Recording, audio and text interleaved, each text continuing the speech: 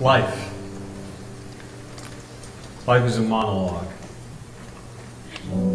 We see it through different eyes, but we all look at it for exactly what it is. A lifetime. A grand expanse of emotions and experiences, people and places, decisions and consequences, risks and rewards. And we feel these things thoroughly. They pain us and they inspire us. They make us who we are. And they make it all worth living. I think about my successes with a grand sense of pride. I think about what once was and what could have been. I think about my regrets, about fear and inaction, about the times I didn't have the courage to speak up, and the times when I had the audacity to when I shouldn't have said anything at all.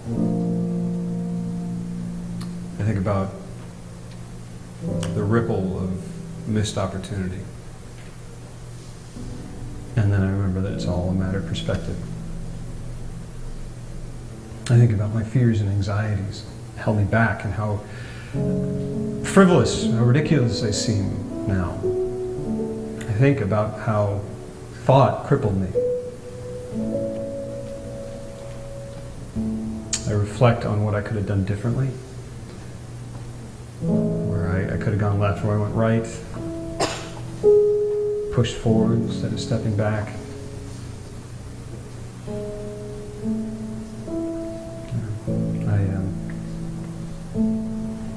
I try to compare my mistakes and misfires to my successes and try to convince myself that I could have done something more. That if time were reversed somehow, I could have changed things, could have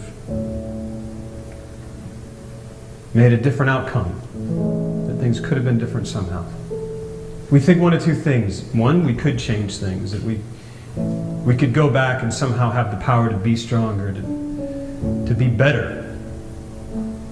Or we think that there was nothing we could have done in the first place. That our fate was sealed from the beginning, that the unbridled power of the universe was always destined to land us exactly where we are.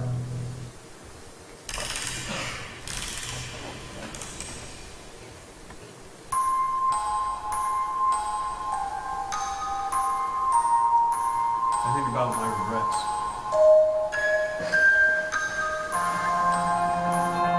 I think about my regrets.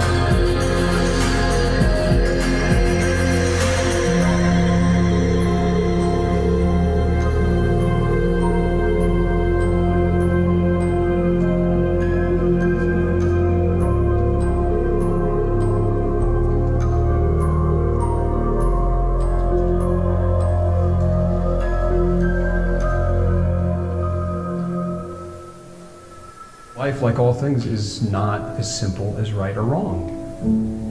Or this or that. It's not a calculation of dark and light, yes and no. It's ambiguous. It's a grand mystery. And there's a just decision, sure, but there's no right answer to all of it. It's a chess game of confusion. It's a mess that we just try to sort out and make the best of. And if we're lucky, sometimes we're able to make some sense of it all. It's a lived-in novella packed with tragedy and uplift, fear and bravery, hope and hopelessness. It's a dense prose that's rewarding. It has a conclusive end to it all.